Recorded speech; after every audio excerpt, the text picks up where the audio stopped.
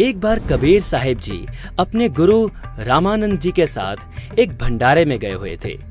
वहां पहले सत्संग हो रहा था, जिसमें बताया जा रहा था कि भगवान हो तो राम जैसे हो, जिन्होंने कभी ऊंच नीच नहीं देखी। भीलनी शूद्र के झूठे बेर भी भक्ति भाव से हंस हंस कर खाए। प्रवचनों के बाद भंडारा शुरू हुआ।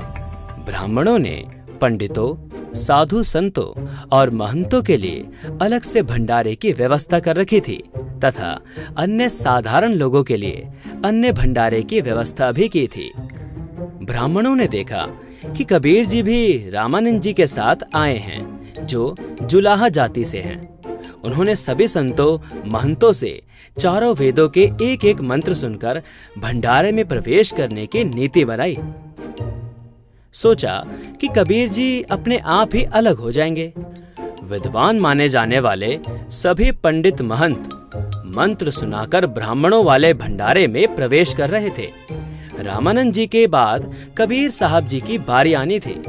ब्राह्मणों ने कहा, कबीर जी, इस भंडारे में वे ही विद्वान भंडारा करेंगे जो चारों वेदों के एक एक मंत्र सुना देंगे। भाई, मैं तू अनपढ़ हूँ, मुझे कहाँ वेदों के मंत्र पढ़ने आते हैं। जहाँ भंडारा चल रहा था वहाँ से थोड़ी ही दूर पर एक भैंसा खड़ा था।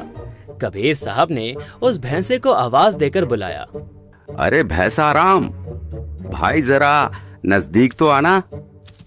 भैंसा दौड़कर भंडारे के सामने आ गया। कबीर साहब ने अपना हाथ भैंसे पर रखा और कहा कि भैंसा राम, इन्हें वेदों के मंत्र सुनाओ भाई। भैंसे ने चारों वेदों से एक एक मंत्र सुना दिए।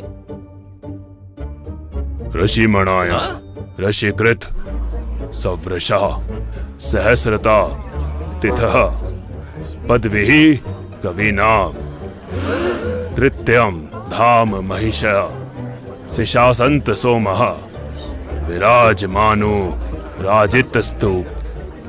अर्थात कबीर देव शिशु रूप धारण कर लेता है, लीला करता हुआ बड़ा होता है, कविताओं द्वारा तत्व ज्ञान वर्णन करने के कारण कवि की पदवी प्राप्त करता है।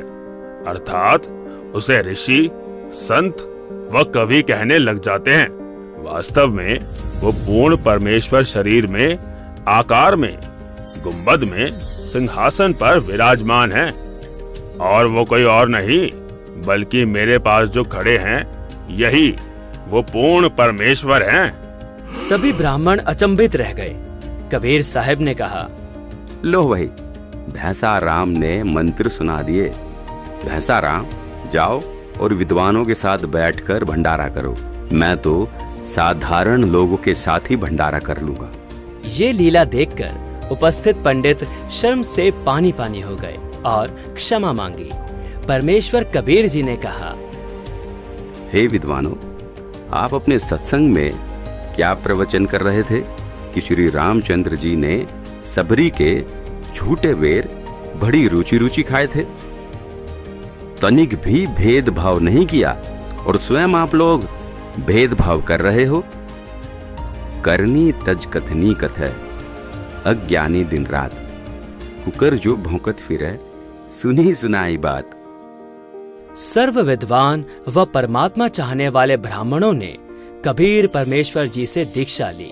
इस प्रकार परमेश्वर कबीर जी ने अपने प्रिय आत्माओं को काल के जाल से निकालकर अपनी शरण में लिया। उस समय उपस्थित हजारों की संख्या में अन्य श्रोताओं ने भी ये लीला देखी और दीक्षा प्राप्त करके अपना जीवन धन्य किया।